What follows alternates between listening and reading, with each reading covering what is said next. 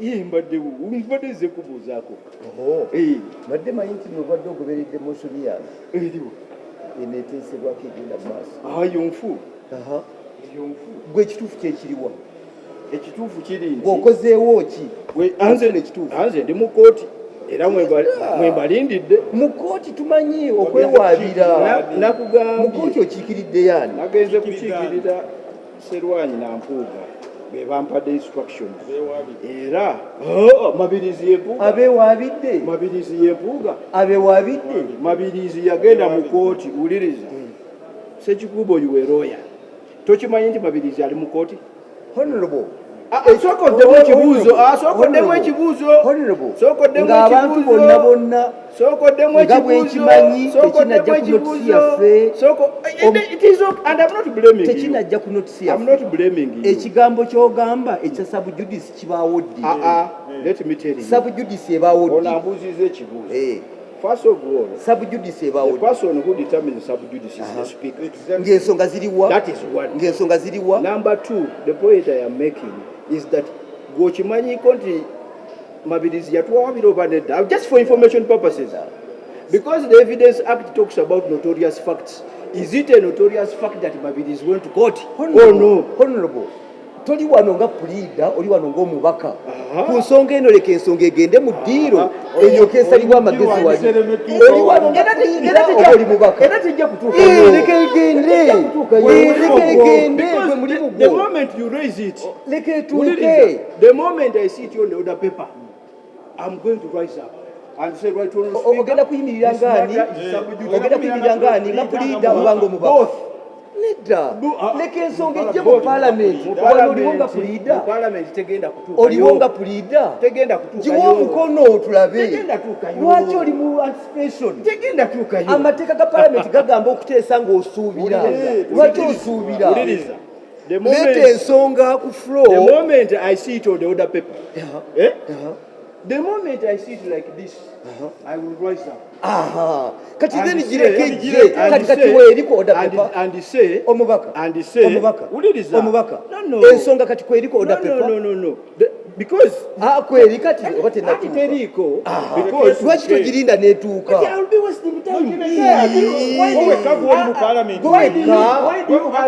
why do you allow something to go there be discussed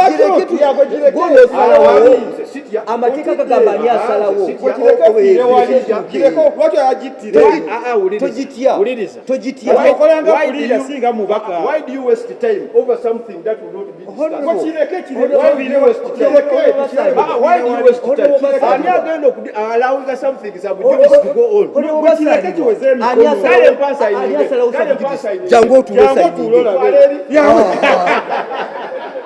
Jangu otuule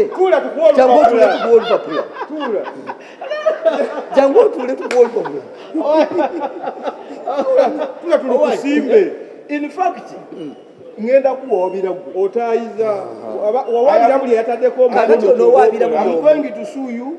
Era kyennize njagala kulaba mikono yesterday nakusabye because I want soka ko gugwo ate ne wawabire because buli ataddeko mikono njagala mu wawabira onne bo Basalirwa wagambye njagala kuwabira mwe Basalirwa Sserwanyi nani oliro ya Sserwanyi oli pleader wani wagambye ote Sserwanyi n'Empuuga inemata mabirizi mumata kale kakati nakyo kituukirize Mabirizi yagenda mu court before this thing came about. Lawyer wa Mpuuga, lawyer wa Sserwanyi, era wabidde byali mukola atabikola nga mubaka abikola nga puliida asasulwa ali ku mulimu gwe ate ekyo tosobola kukiyizijjako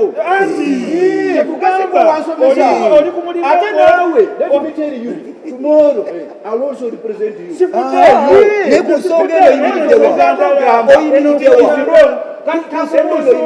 as the law allow them to be somebody's lawyer. Ku nsonga eno ogamba ki? Hono mubingi ebigambo bingi.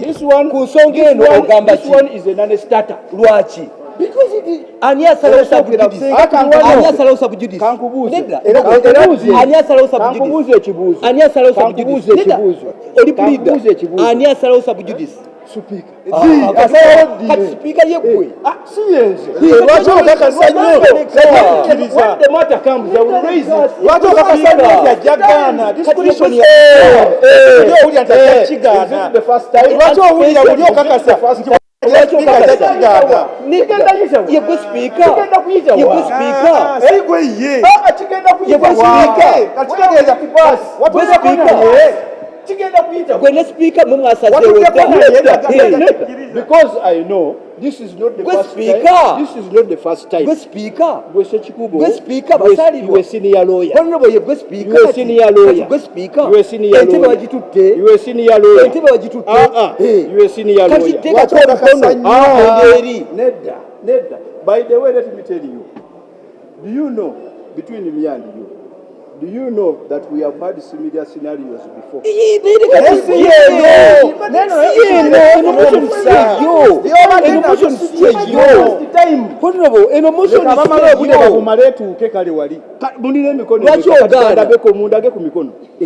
Kakati ofuse mbega era ndowooza njisaba mulwadde oli puliida tujja basaavinga abantu bwe bajja jikuwa oli ku mulimu ogwo gukoole n'abakola tujja basaavinga njagala kumanya mulina emikono emeka tujja basaavinga bagikuwe otuwabirira we ono bonna benda bawana kati njagala n'abataddeko I want to sue you yanguwako lwekito yanguye wayogedde jangu otusavinge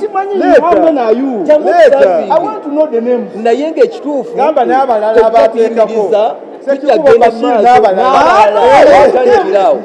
mbagala kyova olaba nzize gamba mumpe ku mikono Bashir n'abalala tukuwe emikono okola otya I want to sue you otuwabire tukukoze eki you are engaged in an illegality. In fact, you are in contempt. You are in contempt. Kati gwe genda bawolereza bwe banakuwa instructions ampe emikono njagala basuwinga. You are in contempt. Otuwabirya lwaki ate kati gwe nja kusaba damages nyingi gwe noono you will pay heavily.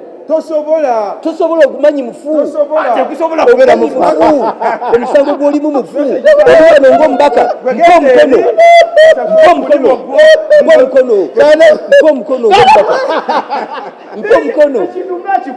mpa omukono ate tumuwe olupya ate njagala biri oli munene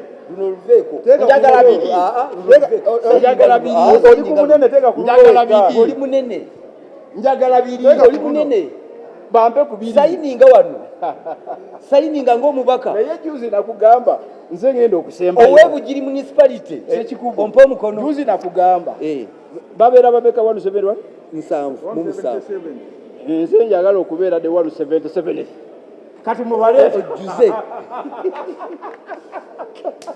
kale ngono otuka bulungi njagala wali abatembayo wali tuka bulungi ate tukola ki okitege tuka bulungi abatembayo wali abakola ki era kati awakiri akomyewo ng'omubaka ow'ebugiri municipality siwekito naye lwaki oyagala gwoba osembayo gw'okulembera ate gwoba osemba njagala kumanya bataddeko gw'okulembera ate gwoba osemba mugimpe kyekikubo lwaki okuteeka wano eri wano bweta okukuta leeta amanya nedda tujja gakuwa naye mwebale onokitira wali because it is your right. Yes. And nobody should really scuttle. Yes, nobody should scuttle your efforts. Yes. Nobody. Yes, nobody should scuttle your efforts.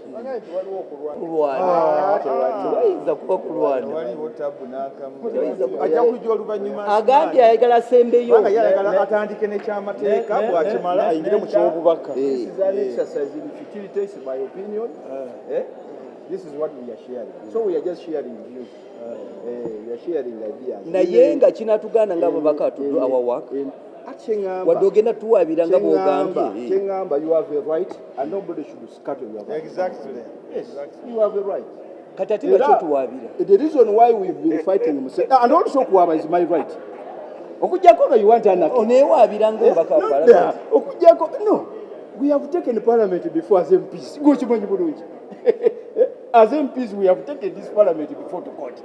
Netugamba nti kino kye twakola kyali kikyamu. Fere nnyini. So it will not be news. So okuwabira the Parliament is part of our right. Kati malakolo kyobukiise. Then kati kiri ekyobupakasi ekyo sirwangi ne munabagambye otwabire kikubo wasooka kuntegeera nga MP obanga lawyer jogera amazima naye kati bwamala naye lwaki bwofuuka MP wano walayira ate nno leka nkubuulire ate kati ate kiba kyamaanyi nnyo kati walayira okudda eno mujezayininga musemberezayininga bo kye balowooza nti kyekisaanidde era nze sirina buzibu na mubaka yenna kugoberera amateeka kugonjoola mu nsonga gy'abaakoze eki gy'abaayagadde baddembe lyabwe obuzibu bwe ndaba mu kintu kino nti ng'ennaku z'omwezi yoza zaalinga 14 15 omwezi ogwokuna mwami Mbabirizi yatwala ba commissioners n'abantu abalala mu kkooti era ensonga ezo zikyali mu kkooti nze mwennyini kamwa koogera ow'ekitiibwa MPUUGA n'ow'ekitiibwa Sserwanyi bantuukirira ng'ensonga zino zimaze okuteekebwayo mu kkooti era process yaagyo tulinze just summons eri kakati kyembuuza tunaakola sensa wano nga neeri court process bwegenda mu maaso lwaki situlese ekimu nekikola ki ekyokubiri ne bwe tunaafuna emikono ne tugenda mu Parliament still tujja kuraisinga issue ya subjudice era kiba kitegeeza nti either we tujja kubeera nga twetooloolera awo n'olwekyo nze nandisabye nti ensonga eno bannaffe bapapa era olw'okuba bapapa wayinza obutabeerawo okwetegereza bulungi ekyokusatu tukyanoonyereza era abamu ku ffe tutandise okutaganjula Hansard tulabe obunnanfuusi obuliwo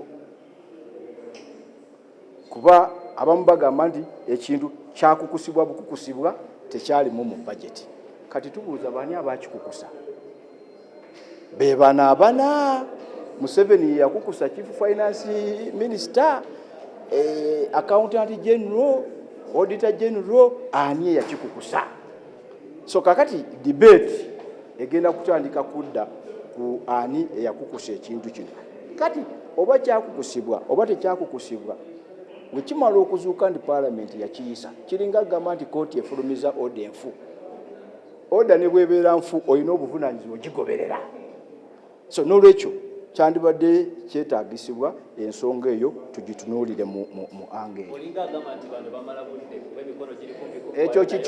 ekyo kikyo naye kyenjagala okukakasa nti tosobola kubeera na nsonga gy'oteesa wala nga waliwo ne court process endala kimanyikiddwa facts zaali zifaanagana ng'ogwamabirizi wagulabyeko facts zaali zifaanagana kuba kyovunaana ono wano n'eri mabirizi kyamuvunaana as simple as that ate namwe mubuuze you ask them the difficult questions first of all my colleagues who are engaged in the censure motion have all the right to do whatever they are doing. And that right must be respected, they must be protected. Actually, I don't believe in anybody intimidating them or undermining their efforts. You know they have the right. But my biggest concern are really twofold. Number one, we are accusing these commissioners for illegalities or irregularities that form the basis of Mabiri's criminal court in anti-corruption, criminal case in anti-corruption. So you are likely to have our colleagues suffer what we call double jeopardy.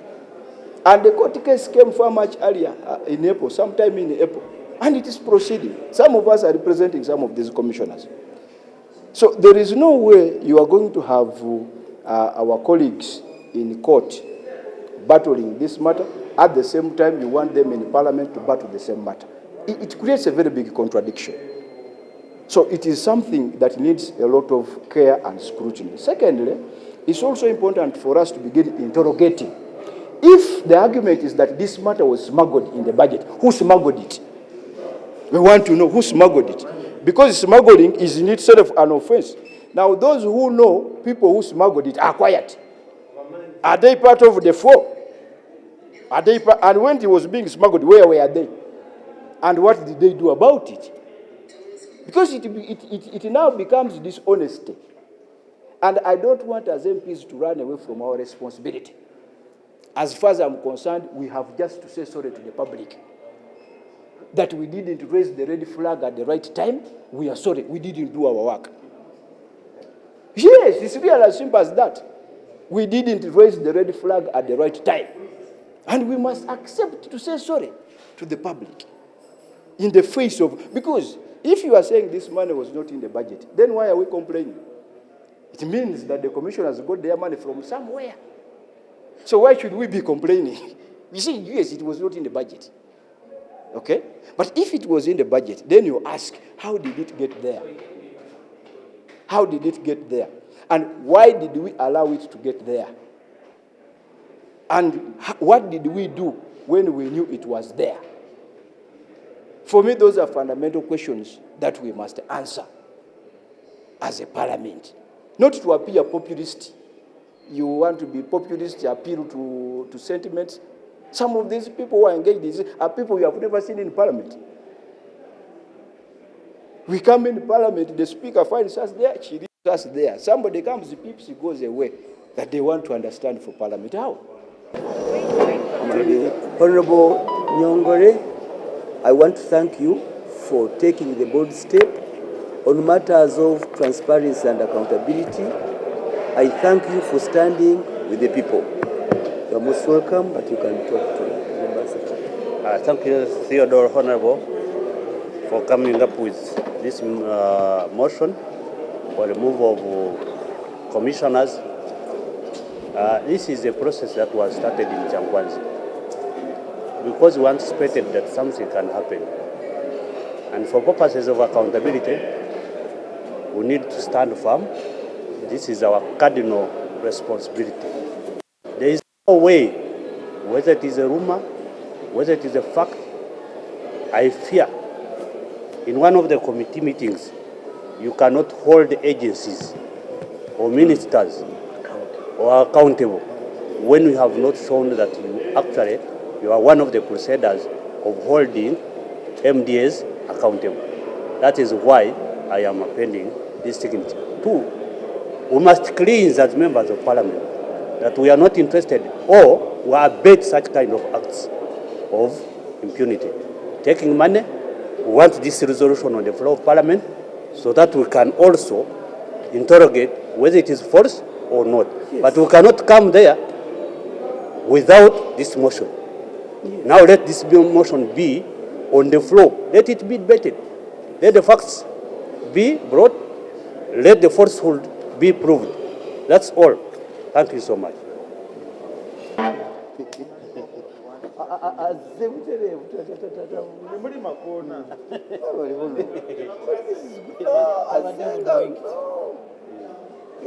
Era se otoyanzizo mbaka okuyimirira wamu n'abantu era n'abantu be Nakaseke bakulabirenga ddala Nakaseke North bakulabirenga ddala era neera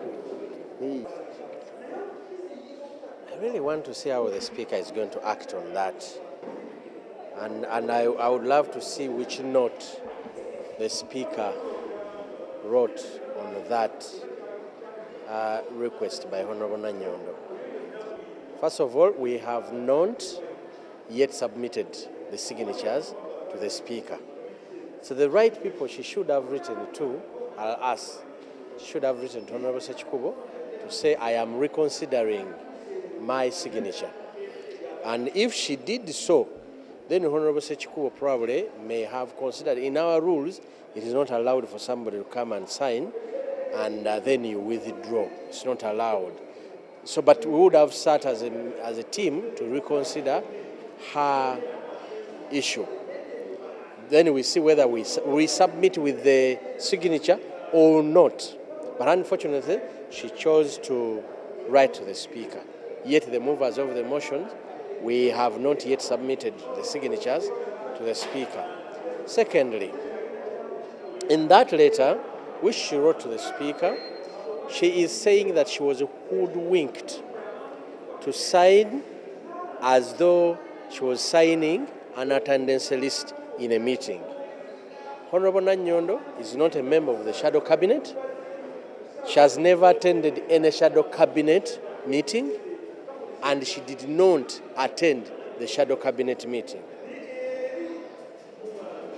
She called when we were in the Shadow Cabinet meeting. When we are done, we had gone for the press conference. Actually, we were doing the press conference. The meeting had already done. People who signed, we signed in a red book. People who signed had already signed, and we were in the press conference. This is when she comes. She calls Honorable Nabukera, and Honorable Nabukera beacon taps on me, says, Honorable Nanyondo is outside. She wants to sign. I told Honorable Nabukera, I cannot give out my list to go out. Let her come in. Let her sign from within, because I might miss the signatures on this paper. She came. When the press conference is ongoing, she came, picked the paper from Honorable Nabukera. She signed. I did not see Honorable Nabukera in any way forcing her. I did not see Honorable Nabukera in any way trying to convince her. I just saw she came in, signed, and left. So there is no hoodwinking that could have happened in any way, in any way, because she was not attending the meeting. She was not part of the meeting.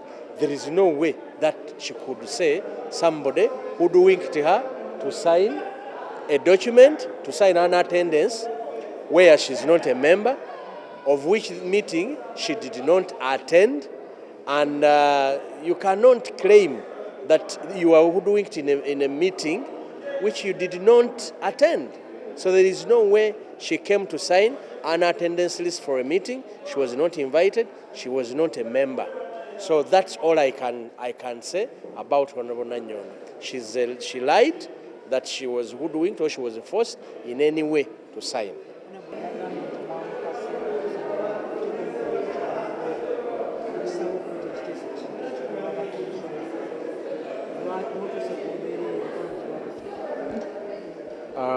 Ekyamazima teri yakase Honorable Nanyondo kusayininga lunaku lwajjo, era twabadde mu meeting Shadow Cabinet ng'ewedde n'okuggwa. Bwe twamaliriza meeting lopo n'atugamba musigale emabega tugenda kukola press conference. Tuba tukyalinda press conference. Honorable Nanyondo n'akubira Honorable Nabukera. Honorable Nabukera n'angamba Nanyondo ankubidde ayagala kusayininga ali bweru awo. Mpeereza olupapula agenda akole ki? Asayininge. Ne mugamba no, sisobola kuwa lupapula lwange luliko mikono y'ababaka balala. Omuntu ayinza okudduka nalwo. Ne mugamba ayingire ajja asayiningire wano. Honorable Nanyondo n'ayingira n'ajja n'asayininga. Bwe yamaze okusayininga n'atambula n'agenda. Teyayogeddeko nange kuba olupapula naluweereza buweereza, ne Nabukera n'alumuteera awo n'asayininga. So sirowooza nti waliwo omuntu yenna eyayogedde naye ku nsonga y'okusayininga apart from essimu z'abadde akola ki? Z'abadde akola. Mpulidde bwe yabadde awandiika, nsomye ekiwandiiko ng'agamba bamuhoodwinkinze. Hoodwinking kitegeeza yabuzaabuziddwa okusayininga attendance list. Naye Nanyondo si member wa Shadow Cabinet. Nanyondo tabeerangako mu Shadow Cabinet. Nanyondo nejjo teyabadde mu Shadow Cabinet. Kati ye okugamba nti yabadde asayininga attendance list eya meeting ki? Meeting kwatali member. Meeting gy'ataatendinze kuba tusonze twamaze dda meeting nga yewedde dda. Katasobola kukeera nkya agambe nti awo yabadde ayagala kusayininga attendance list. Attendance list etya ku meeting wotali member, ku meeting gyotabaddeemu. Ekyokulala, olupapula luli lwe tusayiningako luliko heading ng'egamba censure motion ey'aba backbench commissioners ne tumamenya n'amannya. Era kolomu eriko nti osayininga, bw'omala okusayininga n'olaga constituency yo, bw'omala olaga constituency n'olaga sigini n'oteekako omukono. Kakati ye bw'aŋŋamba nti ne heading teyafuddeyo, yasayininze busayininze ng'asayininga attendance list. Wakiri waggulu waalibadde ekigamba attendance list. Mu kyonna, mu byonna kye nzijamu kino nti Nannyondo talinaffe ku lutalo lw'okulwanagana n'obuli bw'enguzi obuli mu Parliament. Tekiina ali kigenda kukosa balaba sayinize mpozi okukosa yo omubaka. Kubanga mu kujjayo omukono ogwo naye yagwejjeemu. Kiringa bw'ogamba ojeemu abantu obwesige naawe obukoze eki. Rules of procedure ze tutambulirako nga Parliament wano zitugamba ffe ng'ababaka ba Parliament tuyina kusoosowaza interests z'abantu be tukiikirira gye tuva. Munaye tezoogera ku kibiina, tezoogera ku ddiini, tezoogera ku kizitugamba electorate. Era ne zitugamba tujja kwewangayo batukubemu n'ettooki. Kali ye yeewaddeyo. Najja ateekako omukono ku kintu ekirikkiriya nga kiriko n'ensonga nti ku lisiti kuno kwotadde omukono tuluubirira kuleeta kiteeso ku fulo ya Parliament okuggyamu ababaka, okuggyamu commissioners obwesige nga n'amannya gaabwe kwegali nti gundi ne gundi ne gundi ne gundi abantu bana. Omubaka n'amala n'avaayo n'alimbira ddala ensi n'agamba nti banteeze olupapula nga lwa attendance list. Kati omubaka bwe babanga oli mubaka wa Parliament nga bakyasula n'okukutega olupapula n'otalutegera nga attendance list. Kubanga bw'eba attendance list nga ya meeting yeetaaga okuwandiika officially o withdrawing omukono gwo. Baba tebalina gye bagenda gitwala. Ne ku kino kye tuliko ekyokugyamu bano obwesige eba tegenda kukola. Kubanga omutwe oguli ku olwo olupapula mulala tegukwatagana na kino kati kiba kikwetaagisa okuwandiika oguggyako. Kitegeeza ogwo omukono n'ogulekako. Naye nga kya buswavu nnyo eri omubaka oyo nga ye ne baakiikirira. Abantu kye bateekwa okumanya nti era abantu abamu awo we batuuse tekiri ku ye yekka. Eno Parliament erimu abantu abadde bamanyiddwa ba crusaders, ba champions aboogera ku byenguzi buli lunaku, obubbi bwa ssente, obukenuzi n'obulabbayi nga buli kaseera kye boogerako. Kino kiraze nti abantu abamu balungi nnyo nnyo mu kwogera obwogezi ku bintu mu ngeri ebuzaabuza abantu be bakiikirira, naye nga mu mitima gaabwe bwe batuuka mu kukola ku nsonga ezo bakola kirala, oluusi tebasobola kukolera ddala. Kakati eno motion yazze ndowooza egenda kumalawo katemba mu Parliament. Abantu batege olaba n'aba opposition beekweka nga buli kaseera be babadde bagamba nti ab'NRM batulemesezza tukoze tutya. Munange twandikoze kino naye bannaffe tebatuwagira, twandikoze kino naye bannaffe tebatuwagira. Essaawa eno ab'NRM ffe tukulembeddemu. Ffe tugamba nti tuli kwogera bwogezi ku fulo kati tuli mu kukola bukozi onaaveeyo n'onaaveeyo n'onaaveeyo. Ku ssaawa eno we twogerera tebalabikako. Abamu balina bweru gaakugamba kino ekintu caucus yakitandika oba mukyerabidde. Ekyankwanzi mulundi gwe twasembayo okubeerayo. Era caucus neereeta n'ekiteeso ne kiteesebwako nga president wali ne kiyisibwa nti caucus yeebanga eronda ababaka bano ba commissioners be tuyita ba backbench commissioners abatuula ku Parliamentary Commission. Ekyo kyayisibwa ne kiggwa, twakikubaganyako ebirowoozo ne kiggwa. Bwe badda wano ng'ekisanja kyabwe kijeeko baabazzaako buzza against the decision of the caucus. Kakati awo ono akulira caucus aba talina nakyayinza kugamba bantu ku ssaawa eno kubanga caucus olukiiko bwe lwegatta wamu be bakamaabo. Eno ensonga baagisalawo dda era nga balina kye balengedde nti mu ntambuza y'emirimu mulimu ebirumira. Mulimu ebirumira mu ntambula y'emirimu. Bwe baakikyusa ne bakomyawo abantu bano caucus baali bagiseeko baginnyonnyola. Kati ku ssaawa eno waliwo n'ensobi ezze ku mmeeza nga teyaliiwo luli. Kati caucus eri vindicated. We are vindicated kubanga kati yagamba mulaba twalengera wala ne tubagamba waliwo ebirumira mu bantu bano. Ne mulemerako. Ye lwaki yavuddeyo leeta? Nze njagala kulowooza n'omuntu yennyini agamba nti temuteekako naye awagira abantu bateekeko. Kubanga singa aba yali tayagala yandibadde era yajjira mu budde naye toyinza kujja nga abantu bamaze ne mu mateeka ekintu ekyawedde toyinza kukiyimiriza. And it's the cardinal role of Parliament to monitor all public funds. Now, with my fellow legislator, I don't want to say too much, but for me, I just want to say that it is a shame. A shame, and a big one, not to her alone, but also the electorate she represents. And maybe it also can have a bearing on us as Parliament. Because how are the people we represent going to construe this now? It is a shame. How do you come out and say that I was hoodwinked to sign on an attendance list? These lists for collection of signatures are clear, and it is headed properly that a motion for removal of backbench commissioners, and their names are indicated there. I want to think and believe that NTV has seen this sheet. She didn't sign it there alone. Maybe she could come and tell us that along the way, I changed my mind. After signing, I changed. And now the second question would be, can we now begin to investigate the factors that underpin this shift in goalposts? Why are you changing? Because we are trying to fight corruption, and you're also behaving in a corrupt manner. You cannot say that I have signed, and then along the way, and our rules of procedure do not allow removal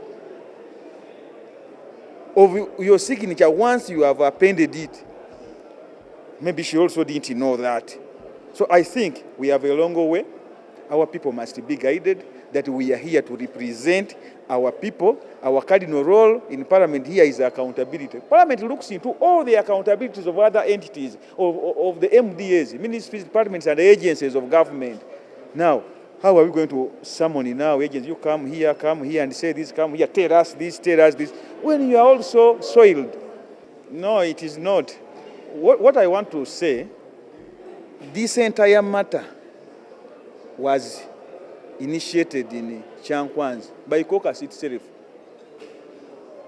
Caucus discussed this in the presence of the president, and they decided that now we want to change.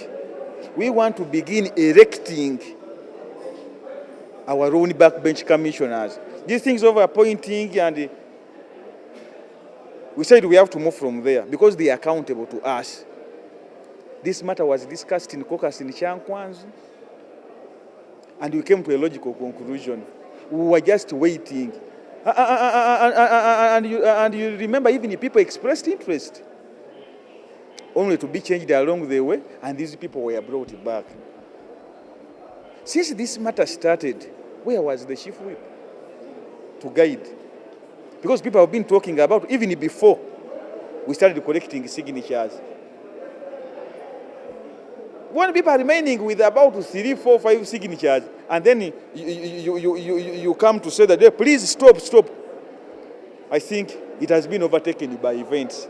And I want to believe that members are not going to stop signing. And if you have been following properly, the chief whip is coming to halt the process and tell members don't sign, has actually served to catalyze the process and to increase the numbers. You have seen how people are just flowing in to append their signatures. It means that it didn't work, and people are not willing to stomach it. Tomorrow, I expect the president to address the nation on concrete actions that he's going to take against corruption. There has been a lot of talk, and what we want to see is action from the president, not just talking, because it has been several years of talking about the fight against corruption. And of course, corruption is now increasing, partially because of inaction. So I hope he can give us a clear, concrete plan of what action is going to take, but also a wake-up call on the institutions charged with the responsibility of fighting corruption. Because currently what is happening is that these institutions are dealing with corruption in a selective way, which should not be the case. Any case of corruption reported must be actually investigated, but it seems they are waiting for a nod from His Excellency the President before they can actually investigate certain offices, and that is not right. That is why now we are seeing everybody, the impunity in the country is actually growing and continuing. Secondly, I expect the President to give an update to the nation on the standard gauge railway. We have the same road network, and all our transport system is dependent on the road and water. Of course, we're a landlocked country, but of course, we have the ferries on the lakes. But majorly, we use the road transport. And this has had a toll. It has affected Ugandans in that there are so many road accidents, and yet our roads are narrow. So I expect an update on the standard gauge railway. When are we actually, hitting the ground to see that the construction commences? Kenya already has a standard gauge railway running from Nairobi to Mombasa. Tanzania now we have Dar es Salaam to Dodoma, and they are building another from Dar es Salaam, I think, to Tanga. So when are we starting? We want to see another alternative means of transport in this country so that, people can be able to move faster, but also the goods can move faster because the road transport is actually slower. So thirdly, I expect the President to also speak about security. There is increasing insecurity and indiscipline. I don't know whether it's thuggery by some youths in the country. We need to find a way of engaging the youths, maybe through skilling programs, and I believe this can be done if only we get rid of the corruption. 10 trillion shillings being lost in this country annually is too much money that can actually be used to do something, to engage the youths, skill them so that they can be able to provide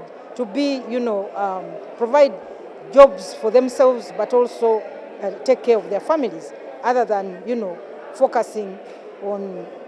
Sometimes we spend a lot of time and resources on areas that do not have a triple effect on the economy. Enkya njagala kuwulira President ng'ayogera si kwogera bwogezi kulwanisa enguzi, kubanga tuwogedde ekimala, ate enguzi kati yeeyongedde buli wantu. Njagala kulaba oba kuwulira President ng'awa ebiragiro institutions zino ezikwatagana n'okunoonyereza ku nguzi, kati zitudde zirinze President buli bwe wavaayo allegations ekwatagana n'enguzi, kiringa balinze President yababuulira ekyokukola. So njagala kuwulira President enkya ng'awa ebiragiro n'okulaba nti awa amaanyi ku institutions oba abantu abalwanyisa enguzi. Ekyokubiri, tulaba nti kati enguudo zaffe, enguudo si nnungi, enguudo yesigadde nga means ya transport. Njagala kuwulira President enkya ng'ayogera ku standard gauge railway oba railway negenda okukozesa amasanyalaze, kubanga ekyo kyandiyambyeko okuggyawo amamotoka nnyingi mu kkubo, tuyambe n'okukendeza ku bubenje obuli mu makubo gaffe, kubanga enguudo z'omufunda, enguudo mbi. So tutandika ddi okuzimba railway eno? Tuwogeredde kati ndoza zigenda mu myaka 8 nga twogera ku standard gauge railway. Ekyokusatu, ekigambo kya security. Tulaba kati abavubuka benyigidde mu kukuba abantu mu makubo. Mu byalo eyo bwogenda waliwo mutalimbo, abantu bakozesa panga n'ebirala. So njagala kuwulira President ng'ayogera eri ggwanga ku security. Ate ekikulu ennyo kulaba nti abavubuka babayigiriza ku babaskiringa oba emisomo egy'emikono basobole okuba nti beekolera okusinga okutuula butuuzi n'okunoonya emirimu egitaliiwo. Buli muntu bamuweeyo skill oba enjigiriza y'emikono, omuntu asobole okweyiyiza, oba akola bwa makanika, oba akola bwa kuzimba, oba akola bwa byalaani, naye nga buli muvubuka yenna sente baziteeke mu areas. But media, you see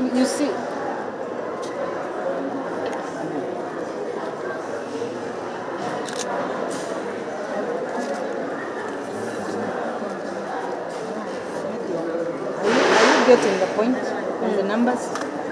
They are using the same the same number, yeah? Eh? So don't say we're on 120 this. Are you seeing? We're in the same number. Sheet, it is Same one sheet that we... Same number. I do not need to unpack. I have stated in principle that in consultation with the top leadership of the NRM, I don't need to unpack that I consulted Mr. Obua, I consulted Okello, I consulted Odongo. In principle, in consultation with the top leadership, we have guided our members that in the circumstances, let's first put a full stop. The party is engaging, the party is consulting to establish the details of the service award. How did we arrive where we are? In the likely event that this was approved by Parliament, in your humble opinion, who would be fooling who? Who would have slept on his or her job of scrutinizing the national budget? These are issues that the party would want to pay attention to. These are the details that the party would want to pay attention to. These are the facts that the party would want to pay attention to. These are some of the issues that has made us say, please, first hold on. Because if, to the contrary, it is found that that was part of the budget approved by Parliament, who has the mandate under the Constitution for appropriation? Isn't it Parliament? Who would you turn to blame? Isn't it more or less the same people who are looking for signatures? So in a nutshell, the party has asked for more time to do more due diligence on this subject of the service award, in line with our legal processes, in line with the procedures for the approval of the budget, and any matter incidental thereto. For now, being a subject of debate, I equally call upon you, members of the media, not to leave it only to members of Parliament. A document on the budget is a public document. Interrogate further and come out with facts as they are, not as it ought to be or as we wish it to be. The budget of the Parliamentary Commission is a document which is open to all. For me, for now, that the party is still consulting, I don't want to be the one to communicate the subject of our consultation. We have said to our members, please, or we have guided them, please hold on. We want to interrogate further. So as we proceed with the interrogation, even if I have the answer now, I also want to challenge you, members of the media, not to only concentrate on the collection of signatures. Also find out, these members who are collecting signatures, could it be that this particular subject matter of service award was debated in Parliament, was part of the parliamentary budget, which was discussed and approved by Parliament? It went to the appropriation bill, which was passed into an act, and when you unpack the details of the parliamentary budget, you find it there. Then you will know who should carry the cross. Is it the beneficiaries or the people who should have done due diligence during the process of approving such in the budget? So for now, I may not say yes or no. It is part of what we are interrogating.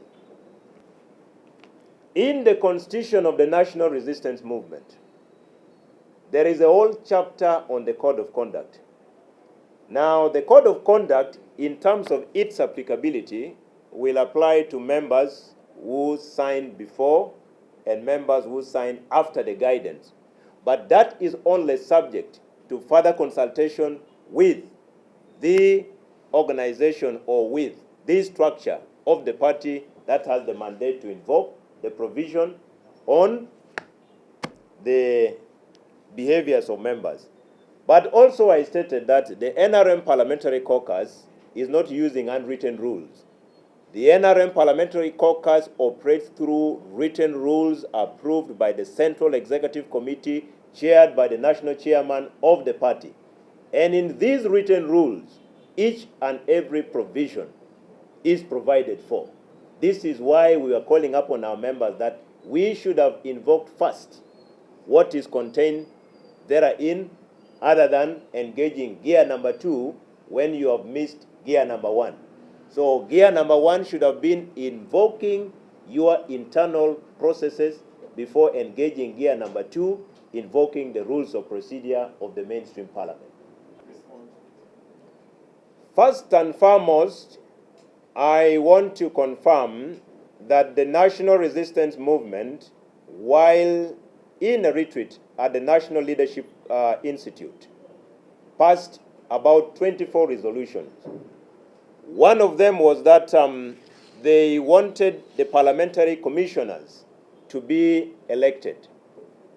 But one thing that a paralegal or a lawyer would state in very clear terms is that a resolution of an organ does not override the provision of the constitution of the party or the provision of the rules of procedure of the organ of the party.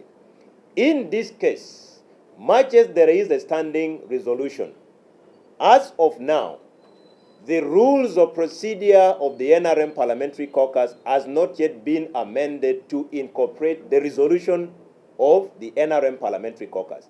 So as such, the rules override the resolution. And as of now, what transpired is that upon return from the National Leadership Institute, you can see that the government chief whip who chairs the National Resistance Movement Parliamentary Caucus extracted that particular resolution, which was resolution number 8, and communicated in writing to the Secretary General of the National Resistance Movement. When you ask me, have you executed your mandate? It is an emphatic yes, because that is the chain and command in terms of communication for a subject matter like a resolution. So it is here, and it is dated 6 June 2023, resolution of the NRM Parliamentary Caucus retreat held between 27th May to 5th June 2023 at the National Leadership Institute, Nale Chamkwanzi, and it is about the election of parliamentary commissioners. Now,